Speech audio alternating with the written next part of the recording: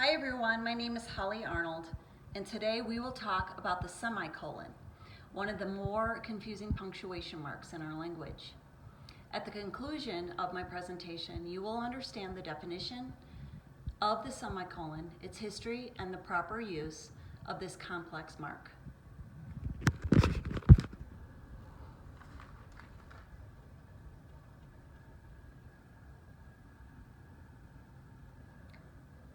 The semicolon is a punctuation mark that separates major sentence elements. It indicates a pause, typically between two major clauses, that is more pronounced than that indicated by a comma.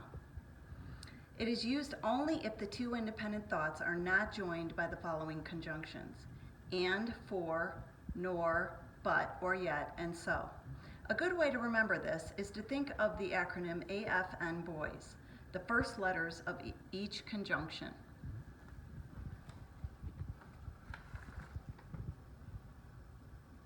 The history of the semicolon dates back to the year 1494, when Italian printer Aldus Manutius used it in printed text to separate words of opposed meaning.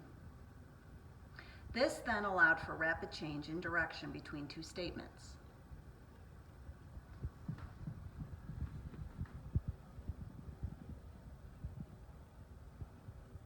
As with any punctuation mark, there are proper and improper ways to use it. There are 4 basic rules to follow when using a semicolon. Rule 1A states that a semicolon may be used to replace a period if the writer wants to narrow the gap between two closely linked sentences. As you can see in the example, there are 2 separate ideas that are linked by the mark. Call me tomorrow and you can give me an answer then.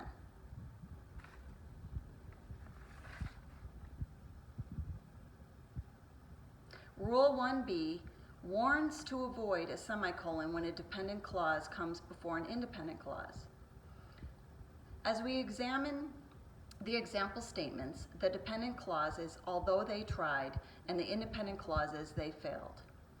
In this case, the comma is a more appropriate form of punctuation. Rule 2 discusses the use of a semicolon before words such as namely, however, therefore, that is, and for example, when they introduce a complete sentence. In the example, the complete sentence sleeping bags and tents are in short supply. Therefore, a semicolon is the appropriate way to separate those thoughts.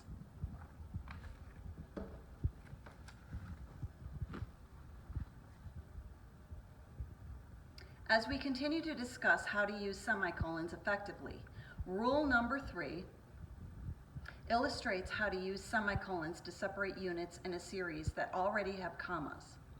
The cities in the examples are all city-state combinations, such as Moscow and Idaho, that have commas separating the city and the state. Thus, semicolons are used between each combination in the sentence. And finally, Rule 4 warns the writer to never capitalize ordinary words after a semicolon. In the sentence, we ate at McDonald's. They ate at Burger King.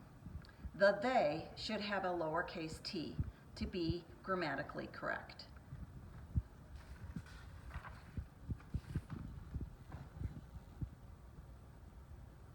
In the following examples, I have illustrated the effective use of a semicolon. In the first example, 2 independent thoughts, I ordered a cheeseburger for lunch, and life's too short for counting calories, are properly separated by a semicolon. In both the second and third sentences, it should be apparent by now that the semicolon was used properly and effectively as a way to keep the sentence progressing while separating different ideas.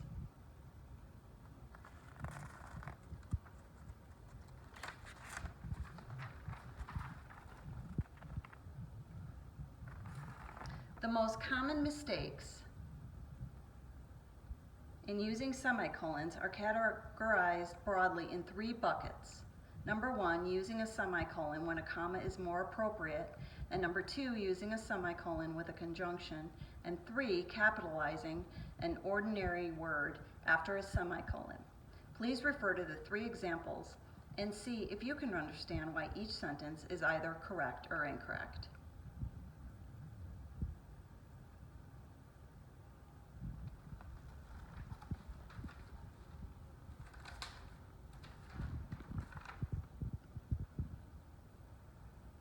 As you strive to become a better writer or a more interesting writer, you can use the semicolon to change your writing style and keep your readers more engaged. You can change the overall tempo of your work while avoiding those dreaded run-on sentences. Additionally, your writing will tend to flow better because you will never have to end a thought when another one logically follows. All in all, semicolons will display your greater command of the English language. The only reservations you should ever have with using semicolons is overuse and improper use. Too often, writers force semicolons in sentences that do not require them. I hope that you have learned a bit about semicolons, their history, use, and common pitfalls to avoid. By using them effectively, I know you will all become better, more interesting writers. Thank you.